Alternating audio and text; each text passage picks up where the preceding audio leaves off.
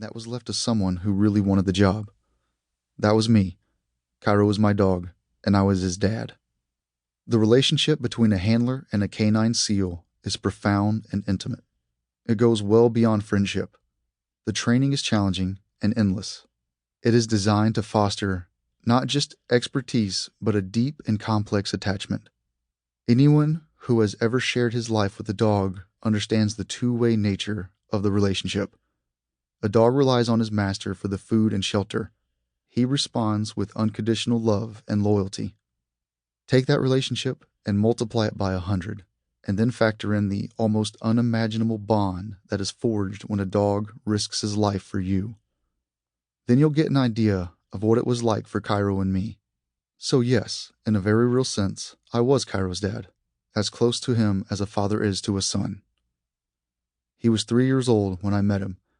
He had already graduated from a class of potential military candidates. He was a dog with not only freakish athletic ability, but a tireless work ethic. In other words, he was a dog who might become a SEAL, but there was something else about Cairo that made him special. A laid-back personality that in other dogs might be cause for dismissal. A military working dog must be a fighter. In many cases, that trait is not easily paired with companionship. Cairo was different. He had the ability to throw a switch. He was gentle with people of all ages, but when it was time to go to work, he would work. He had a ferocious drive to hunt, perform, and serve. He was fearless. That isn't quite true, of course. Everyone who has walked into battle experiences fear, pain, and exhaustion. Dogs are animals, driven by instinct. They naturally withdraw from danger. They rest when they are weary, just like humans. It shouldn't come as much of a surprise to learn that it's almost as rare for a dog to become an MWD as it is for a human to become a SEAL. It isn't for everyone. Let's face it, most people don't want to enlist in the Navy. And most people in the Navy don't want to endure the agony of SEAL training.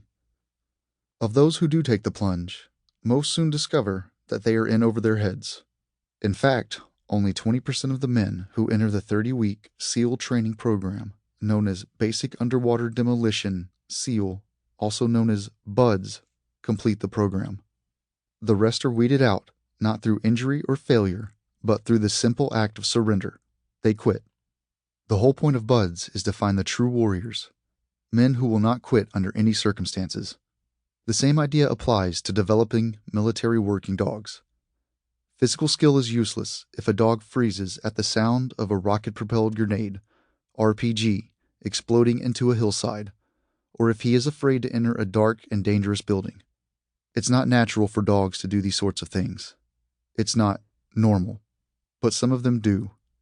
Cairo was one of them. Did he realize he was risking his life for me and my brothers? Probably not. But he knew that his work was dangerous. I don't doubt that for a second. In the mountains of Afghanistan, on mission after mission, Cairo was a fighting machine. He was a military asset, as valuable as a rifle or night vision goggles. But when it was time to go home and hang out with Dad, he could do that as well. We'd sit on the couch and watch movies together. He'd eat steak right next to me. He would sleep in my bed. He could be trusted with strangers and kids. He was nearly a perfect dog. This book is a tribute to Cairo. It's a story about the amazing work he did in support of the U.S. military, as well as what he did for me personally. We trained together, fought together, and lived together. He was, in many ways, my closest friend. I lost him for a while when our careers went in different directions, and then got him back long enough to care for him when his health failed. In return, he cared for me when I needed him most. There is a code of selflessness among SEALs. While the work we do is serious and important, we are not individually special. We are a team, united in purpose, none of us more vital than the next. I am proud of my military service and of my work as a Navy SEAL. But I know there are men who sacrificed more. I share this story to honor my fellow soldiers, including a dog named Cairo, who often seemed just as human as the rest of us. This is for you, buddy.